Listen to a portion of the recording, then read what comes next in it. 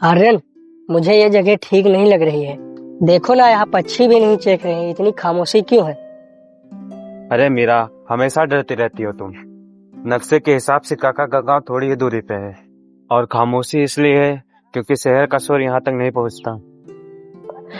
नहीं आर्यन, ये वाली खामोशी नहीं है। ऐसा लग रहा है गांव सांस रोक कर किसी का इंतजार कर रहा हो। और देखो ना, यहाँ के पेड़ कितने डरावने हैं। शायद ये गांव की कोई रस्म होगी। काला पत्थर गांव अपनी पुरानी परंपराओं के लिए जाना जाता है। अब चलो जल्दी, अंधेरा हो रहा है। दोनों चलते हुए गांव के मुख्य दरवाजे पर पहुंचते हैं। वहां एक पुरानी कुर्सी पर एक बुजुर्ग बैठे हैं जो हिल भी नहीं रहे। नमस्ते काका, हम शहर से हैं, दीनदयाल के पोते पोती। उनका घर किस तरफ है?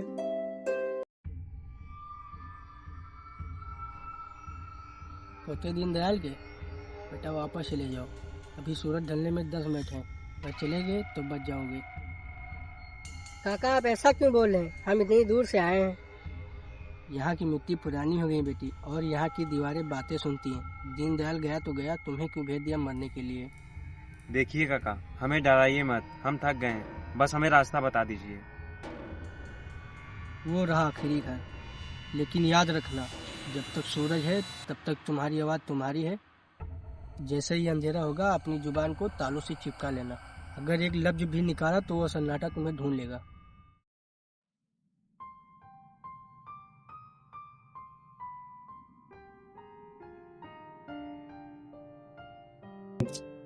आर्यन, काका की बात सुनी तुमने? मुझे तो बहुत डर लग रहा है। क्यों ना हम होटल चले जाते हैं? मीरा, वो बूढ़े लोग हमें ऐसे ही डराते हैं ताकि शहर के लोग उनकी जमीन पर कब्जा न कर पाए। तुम शांत रहो, मैं किचन में जाकर देखता हूँ, शायद कुछ खाने को मिल जाए। अचानक घर का मुख्य दरवाजा जोर से बंद होता है। आर्यन! मीरा, डरो मत, हवा होगी। आर्यन, ये हवा नहीं थी। खिड़की के पास देखो।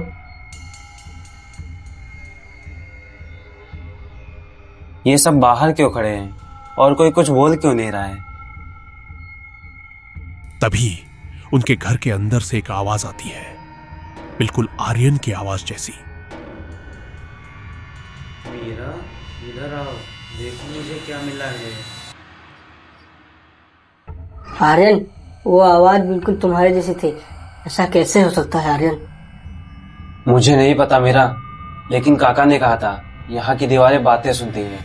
शायद हमने जो बात की है उसे इस घर ने सुन लिया है। लेकिन ये घर कैसे बन सकता है? आर्यन, मुझे लग रहा है ऊपर वाले कमरे में कोई है। सुनो, कोई चल रहा है।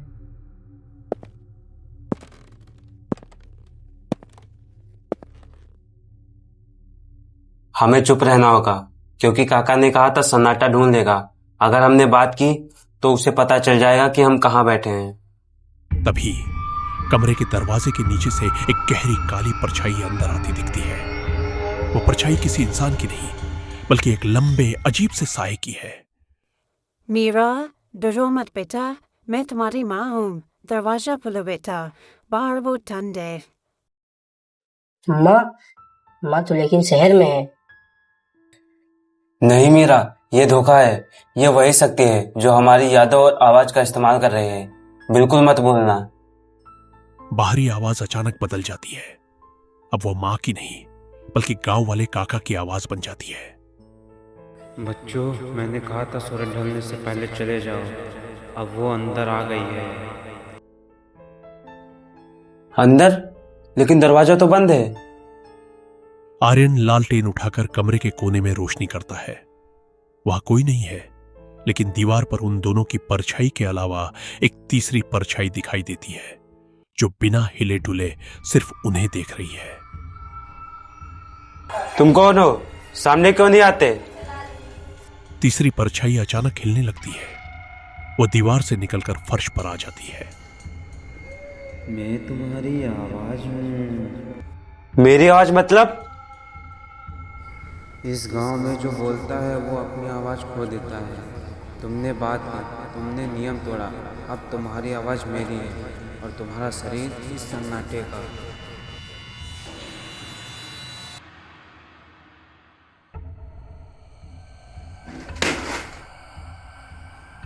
भागो आगे।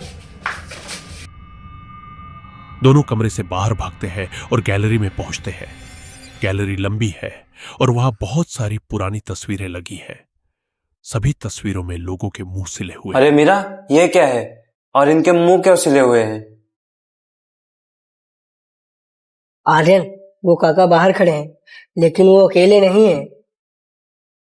हमें यहाँ से निकलना होगा मीरा। ये कोई मामूली गांव नहीं है, ये एक पिंजरा है। लेकिन कैसे वो सब बाहर खड़े हुए हैं? एक रास्ता है, दादाजी का पुराना तहखाना। मैंने सुना है वहां से जंगल की तरफ एक सुरंग जाती है। तभी उनके पीछे से उनकी मां की आवाज फिर आती है, लेकिन इस बार वह रोने की है।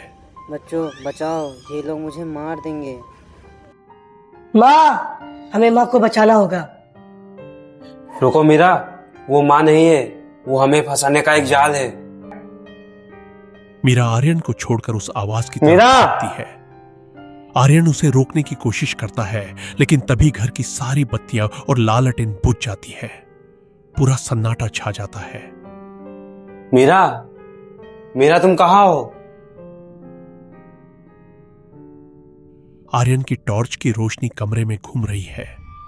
तभी उसे दीवार पर एक खून जैसा निशान दिखता है जो ऊपर की तरफ जा नहीं, रहा है। ये नहीं हो सकता। मीरा! आर्यन सीढ़ियों की तरफ भागता है। हर कदम पर पुरानी लकड़ी के चरमराने की आवाज आती है। जैसे ही वो ऊपर पहुंचता है, उसे एक कमरे से गुनगुनाने की आवाज आती है। वो मीरा की पसंदीदा लोरी है। मीरा, तुम यहाँ हो? कमरे के बीच में एक कुर्सी उलटी रखी है। मीरा वहां बैठी है, लेकिन उसकी पीठ आर्यन की तरफ है। वह लगातार वही धुन गुनगुना रही है। मेरा शुक्र है कि तुम ठीक हो। अब चलो यहाँ से, ये घर हमें निगल जाएगा। मीरा धीरे से मुड़ती है। उसके चेहरे पर कोई आंख या नाक नहीं है। मीरा नहीं हो आर्यन तुम? पीछे गिर जाता है। मीरा, तुम कहाँ हो? मीरा, तुम कहाँ हो? तुमने मेरे बहन के साथ क्या किया है? कहाँ है वो? वो मीरा जैसी दिखने वाली चीज खड़ी होती है। उसके हाथ पैर अजीब तरीके से मुड़ रहे हैं। तभी असली मीरा की आवाज नीचे तहखाने से आती आर्यन, है। बचाओ, ये लोग मुझे पकड़ के ले जा रहे हैं। आर्यन! मीरा, मैं आ रहा हूं। आर्यन नीचे की तरफ भागता है, लेकिन ऊपर वाली मीरा उसके पीछे हवा में तैरते हुए आ रही है। आर्यन तहखाने का दरवाजा खोलता है और अंदर घुसकर कुंडी लगा देता है।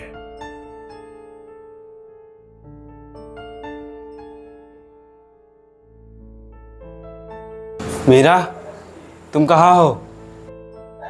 आर्यन, वो काका वो इंसान नहीं है। मैंने देखा, उसके पैर की जगह सिर्फ धुआं ही धुआं है। वो गांव वाले इन पुतलों के जरिए चलाए जा रहे हैं। हमें रास्ता ढूंढना होगा। काका ने कहा था कि यहाँ से रास्ता जाता है। लेकिन आर्यन, काका ने हमें तो मरने के लिए भेजा है। वो रास्ता क्यों बताएंगे? शायद सुरंग एक जाल है। तुम सही कह रही हो। हर वो बात जो उन्होंने कही, वो हमें डर की ओर ले जा रही है, और डर ही उनका खाना है। जितना हम डरेंगे उतना हम बोलेंगे, और जितना हम बोलेंगे उतना हमारी आवाज कमजोर होगी।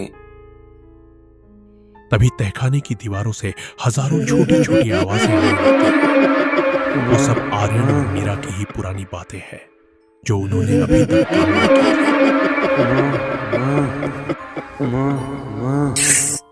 आर्यन, ये दीवारें हमारी बातें दोहरा रही हैं। इन्हें बंद करो। बिल्कुल मत बोलो, दोहराने दो इन्हें। जब तक हम नया कुछ नहीं बोलेंगे, तब तक इनके पास हमारी नई ताकत नहीं पहुंचेगी। दोनों बिल्कुल खामोश हो जाते हैं। तभी तहखाने के दरवाजे पर जोर जोर से दस्तक होने लगती है। बाहर से आर्यन की ही आवाज आती है। मीरा, तुम्हारे पीछे वाला आर्यन नकली शैतान है वो। मीरा आर्यन की तरफ शक भरी नजर से देखती है।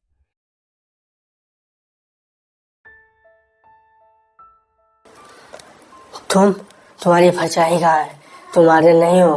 तुम आर्यन नहीं हो। परछाई तो उनके होते हैं मीरा, जिनके जान होती है। मैं तो सिर्फ एक गूंज हूँ। तुमने तो मुझे बुलाया था, याद करो, जब तुमने पहली बार मेरा नाम पुकारा था। तभी तहखाने का दरवाजा टूटकर गिरता है। असली आर्यन अंदर आता है। वो थका हुआ और पसीने में लथपथ है। उसके हाथ में वही पुराना काला धागा है जो उसने गांव के मुख्य दरवाजे से तोड़ा था। उसके पास मत जाना, वो कोई परछाई नहीं, ये सन्नाटे का रूप है। देर कर दी तुमने। इस गांव का नियम है, जो अपनी परछाई खोता है वो अपनी आवाज खोता है, और जो अपनी आवाज खोता है वो अपना शरीर खोता है। नकली आर्यन धुएं में बदलकर गायब हो जाता है। पूरे तहखाने में गांव वाले काका की हंसी गूंजने लगती है। तहखाने की दीवारों पर पुरानी तस्वीरें उभरने लगती हैं। वे दिखाती हैं कि 100 साल पहले इस गांव में एक भयानक बीमारी आई थी जिसने सबकी आवाजें छीन ली थी। गांव वालों ने एक शैतान से सौदा किया, उन्हें जिंदगी मिली, लेकिन बदले में हर साल उन्हें शहर से आए 2 नए लोगों की आवाजें उस शैतान को देनी होती है। इसका मतलब काका ने भेजा नहीं था, हमें बुलाया गया था। दीनदयाल तो कब का मर चुका है बेटा। वो खत जो तुम्हें मिला वो मैंने लिखा था। तुम्हारे जैसी अच्छी और मीठी आवाज़ हमारे शैतान को बहुत पसंद है। हमें जाने दीजिए काका, हमने आपका क्या बिगाड़ा है।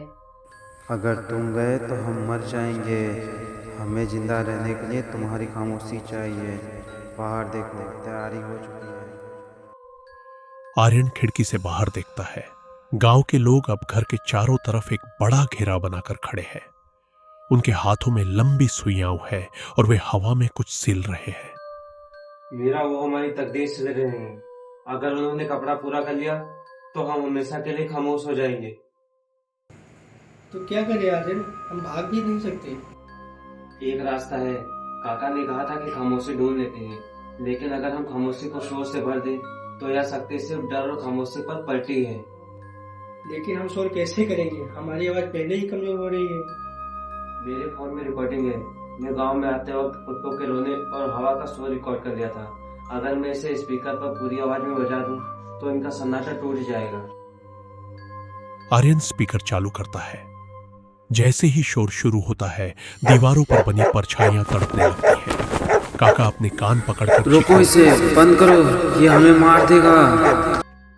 मेरा रुको मत, बस थोड़ी दूर और। अगर हमने इसे पार कर लिया तो गांव की हद खत्म हो जाएगी। अरे रुको, शोर कम हो रहा है, देखो जरा। आर्यन अपने फोन को देखता है। फोन की स्क्रीन गड़बड़ करने लगती है और वॉल्यूम अपने आप धीमा होता जा रहा है। मैंने तो बैटरी फुल मोर जो जो जो शोर नहीं सन्नाटा चलता है। आर्यन अब क्या करें। आर्यन कुछ पल सोचता है, फिर धीरे से फोन बंद कर देता है। नहीं भागेंगे, बस शांत रहेंगे। दोनों एक दूसरे का हाथ पकड़कर आंखें बंद कर लेते हैं। चारों तरफ का शोर, हवा, परछाइयां सब धीरे धीरे शांत होने लगती है। कुछ देर बाद सब कुछ बिल्कुल शांत हो जाता है।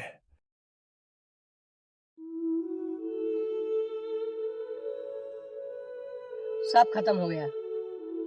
हाँ, शायद सन्नाटा तभी शांत होता है जब हम उससे डरना बंद कर देते हैं।